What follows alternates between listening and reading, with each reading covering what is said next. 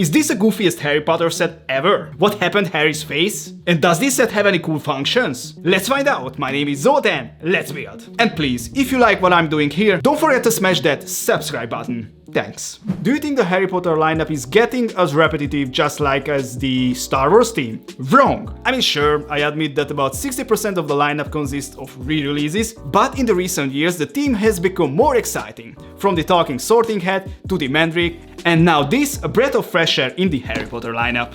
This is a 9+ set number 76443, Hagrid and Harry's Motorcycle Ride. It contains 617 pieces and has a recommended retail price of €50 or $. That's about 8 cents per piece, which is a great pricing for a licensed set. On the back of the box we can see the dimensions. The set will be over 6.5 inches high and 6 inches long. And look at this goofy face. Alright, we have 7 numbered bags, 3 tires which are not bagged at all, and we have no stickers, and we have this small manual which is 130 pages long, but unfortunately we have no extra explanation of this journey at all, but that's a shame because this trip was far from ideal, especially for Hedwig. If you know, you know. But now I have no time to waste, let's start the time lapse.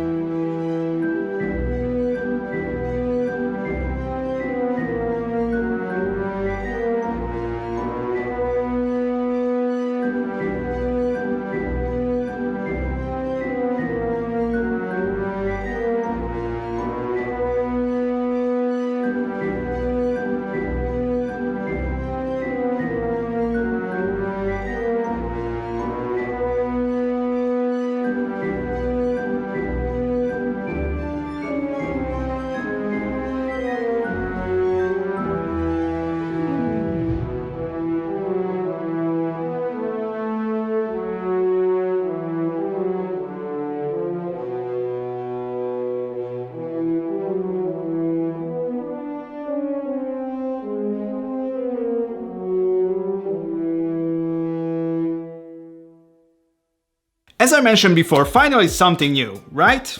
Well, kinda. Let me elaborate. As a whole, this set is awesome, but if we break it down into smaller segments, what are we actually getting? A 3-in-1 bike with a smaller sidecar and 2 figures. Personally, I'm not bothered by this at all, but I wanted to put it out. The build started with the bike, which was pretty straightforward. Some snot techniques were used here and there, but nothing particularly special. Next came the sidecar and Harry. As Harry is actually part of this sidecar, he doesn't have any built legs at all. And then we move on to Ruby's Hagrid, the Grunt Capers at Hogwarts. His body hides some cool secrets. Similar to the Brickhead set, his inner parts are made with pink Lego pieces, and he even has a heart. A fun little touch.